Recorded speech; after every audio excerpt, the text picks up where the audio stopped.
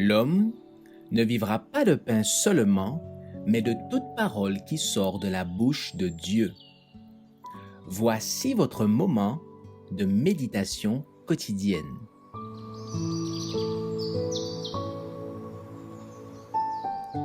Maranatha.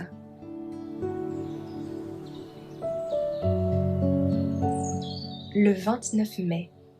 Attention à ceux qui divisent. Il est important qu'il n'arrive pas des scandales, mais malheur à celui par qui ils arrivent. Luc 17, verset 1. Dieu est en train de mettre un peuple à part, afin qu'il soit remarqué par son unité, qu'il parle un même langage et accomplisse ainsi la prière du Christ en faveur de ses disciples. Que tout soit un comme toi, Père, tu es en moi et comme je suis en toi. Il surgit continuellement de petits groupes de personnes croyant que Dieu ne se trouve qu'avec le petit nombre de ceux qui sont dispersés. Leur influence tend à détruire et à éparpiller ce que les serviteurs de Dieu édifient.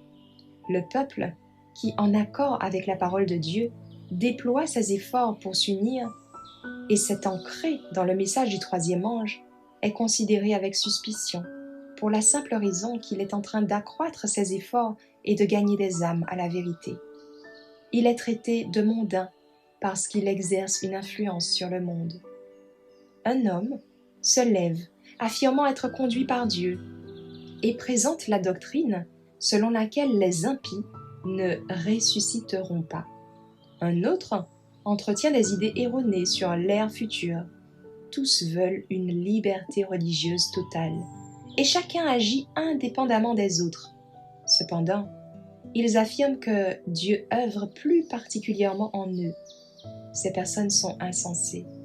Elles sont sous l'effet d'une fausse excitation, et nous savons qu'elles n'ont pas la vérité.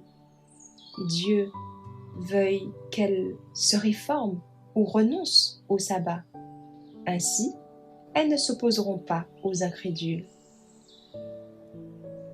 Dieu est irrité contre ceux qui ont une conduite qui fait que le monde nous hait. Si un croyant est haï à cause des bonnes œuvres et pour suivre Christ, il aura sa récompense.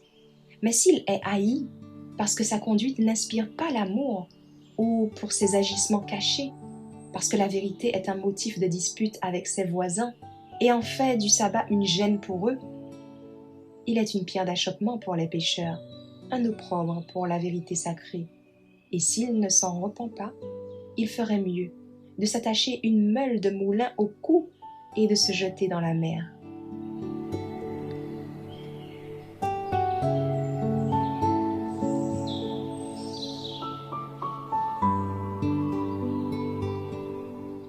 Merci d'avoir écouté cette présentation.